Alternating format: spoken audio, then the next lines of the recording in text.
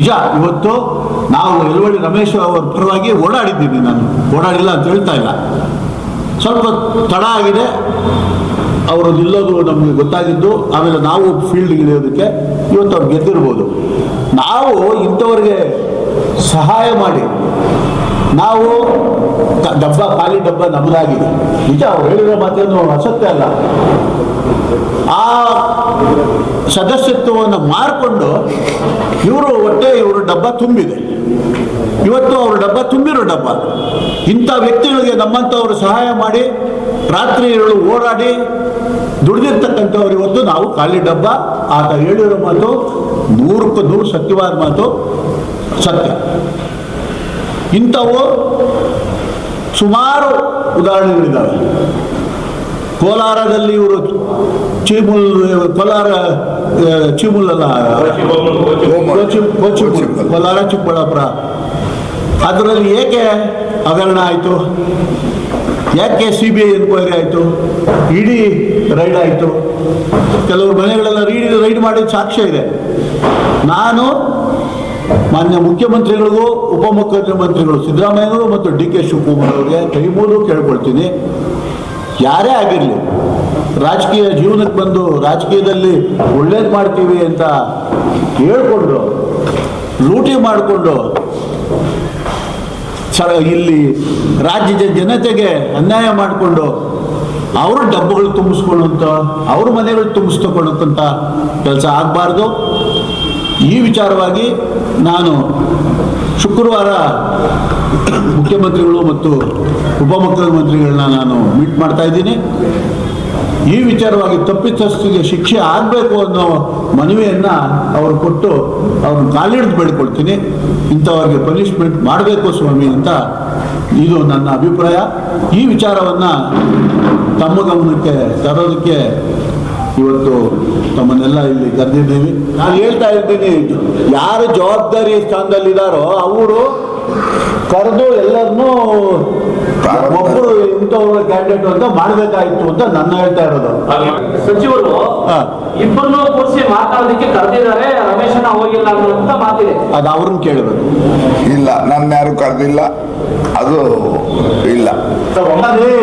ಅವ್ರು B form ಕೊಟ್ಟದ್ದು ನಾನು ಮಾರ್ಕೊಂಡು ಹೋದವರು ನನ್ನಂತ ತಲೆ ಮೇಲೆ ಎತ್ಕೊಂಡು ಓಡಾಡ್ದ. ನಾನು ಅವ್ನು ಸಹಾಯ ಮಾಡಿರೋದ ಯಾವ ತಲೆ ಮೇಲೆ ಎತ್ಕೊಂಡು ಓಡಾಡ. ಅವ್ರ ಗಡ್ಡ ನೋಡಿ, ಅವ್ರ ಗಡ್ಡ ಕಪ್ಪಿಗೆ ಹೊಳಿತಾ ಇದೆ. ಅವ್ರ ಗಡ್ಡ ನೋಡ್ಬಿಟ್ಟು ಹೇಳಿ. ಅವ್ರ ಗಡ್ಡನೂ ಕೂದಲು ಸ್ವಲ್ಪ ತಾವು ನೋಡಿ, ನಮ್ಮನ್ನು ನೋಡಿ. ಅವನಲ್ಲಿಂದ 10 ವರ್ಷ ಚಿಕ್ಕವನು ಕಣ್ ಕುಡಿಸಿ ಇಲ್ಲಿ ನಿಮ್ಮ ಮುಂದೆ ಚರ್ಚೆ ನಡೀಲಿ. ಇಬ್ಬರಿಗೂ ಹೊಲ್ಸು ತಿನ್ನೋ ಕೆಲಸ ಮಾಡಿಬಿಟ್ಟು ಏನು ಆಂಜನಪ್ಪನ ತಲೆ ಮೇಲೆ ಹೊತ್ಕೊಂಡು ಏನೋ ಆಡ್ಬಿಟ್ಟ ಅಂತ. ನಾವು ರಾಜಕೀಯ ಅದೇ ಬೇಡ, ಇವ್ನು ಮಾಡಿದ ಕೆಲಸಕ್ಕೆ ಮೊಯ್ಲಿಯವ್ರ ಹತ್ರ ಮುಗಿಸ್ಕೊಂಡಿದ್ದೀನಿ. ನನ್ನ ಜೀವನದಲ್ಲಿ ನಮ್ಮ ತಂದೆ ದೇವರಾಜರ್ಸು ಅವ್ರ ಮಕ್ಕಳಿಂದ ಹೆಚ್ಚಾಗಿ ಪ್ರೀತಿಸಿದ್ದಾರೆ ನನ್ನನ್ನು. ಜಯೇಶ್ ಪಟೇಲಿಂದ ಬಂಗಾರಪ್ಪ ನಾದಿಯಾಗಿ ಇವ್ರು ಮಾಡಿದ್ದ ಹೆಚ್ಚಿನ ಕೆಲಸದಿಂದ ನಿಮ್ಮ ಜೊತೆಯಲ್ಲಿರೋರು, ನೀವು ಬಿ ಫಾರ್ಮ್ ಕೊಟ್ಟವರು ನಿಮ್ಮ ಜೊತೆಯಲ್ಲಿ ಇಲ್ಲ, ಎಂಥ ರಾಜಕೀಯ ಮಾಡುವುದು ನೀವು ಅಂತ ಮೊಯ್ಲಿಯವ್ರು ಕೇಳಿದ್ದ ಹೊತ್ತು ನನ್ನನ್ನು. ಅವತ್ತು ಹೇಳಿದ ನಾನು, ಇವತ್ತಿನಿಂದ ನಾನು ಅಸೆಂಬ್ಲಿಗೆ ಸೀಟೇ ಸಿಗೋದಿಲ್ಲ ಅಂತ. ಕೇಳ್ಕೊಳ್ಳಿ, ಶಿವಶಂಕರ್ ರೆಡ್ಡಿ ಸಾಕ್ಷಿ ಇದ್ದಾರೆ. ಚಿಕ್ಕಬಳ್ಳಾಪುರ ತಾಲೂಕು ಮುಖಂಡಗಳಿಗೆಲ್ಲ ಗೊತ್ತಿದೆ ಈ ಸಬ್ಜೆಕ್ಟ್. ಅವನು ನಮ್ಮನ್ನ ತಲೆ ಮೇಲೆ ಹೊತ್ಕೊಂಡು ಓಡಾಡ್ಬಿಟ್ಟಂತ ತಲೆಮನೆ ಹೊರಬಿಟ್ಟು ಅದು ಹೇಳೋದಕ್ಕೂ ಒಂದು ಇದಿರ್ಬೇಕು. 25 ವರ್ಷ ಯಾರಾದ್ರೂ ತಲೆ ಮೇಲೆ ಹೊತ್ಕೊಂಡು ಮನುಷ್ಯನ ಓಡಾಡ್ಬಿಡಕ್ಕಾಗ್ತದ? 20 ನಿಮಿಷ ಎತ್ಕೊಂಡು 82 kg ಇರ್ಬೋದು ನಾನು. 10 ನಿಮಿಷ ಎತ್ಕೊಂಡ್ರೆ ತಲೆ ಮೇಲೆ ಅವನೇ ಬಿದ್ದೋಗ್ತಾನೆ.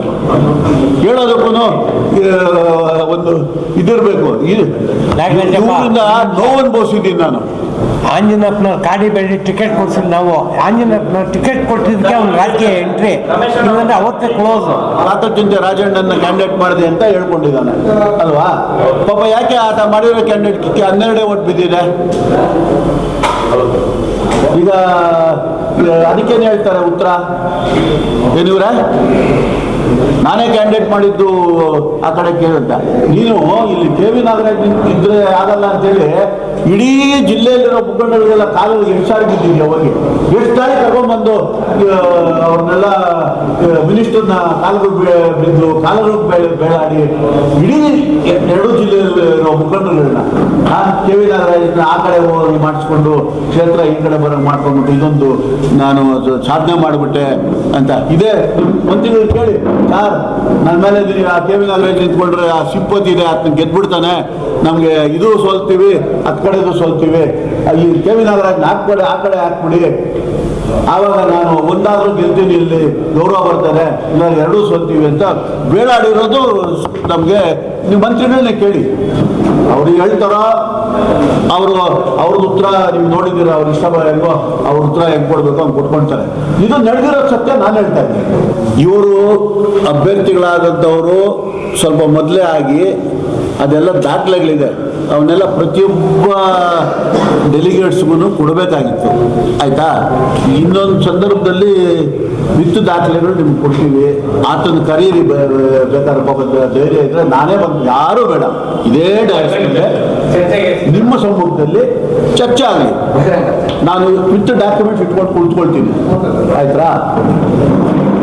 ಆತನು ಬಂದು ಕುಳಿತುಕೊಳ್ಳಿ, ಅವಾಗ ನೀವು ಜಡ್ಜಿಗಳು ನೀವು ತೀರ್ಮಾನ ಮಾಡಿ. ನಾನು ಮಾತಾಡ್ತಾ ಇರೋದು ಒಂದು ಪಾಯಿಂಟ್ ಏನಾರ ಸುಳ್ಳಾದ್ರೆ ನಾನು ಇವತ್ತೇ ರಾಜಕೀಯದಿಂದ ನಿವೃತ್ತಿ ಹೊಂದ್ತೀನಿ. ಅವರು ಮಿನಿಸ್ಟರ್ ಬ್ಯಾಚ್ ಅಂತ ಅದು ನಾವು ಕಾಂಗ್ರೆಸ್ ಪಾರ್ಟಿ, ಅದು ಅವನು ಹೇಳ್ಕೊಬಹುದು.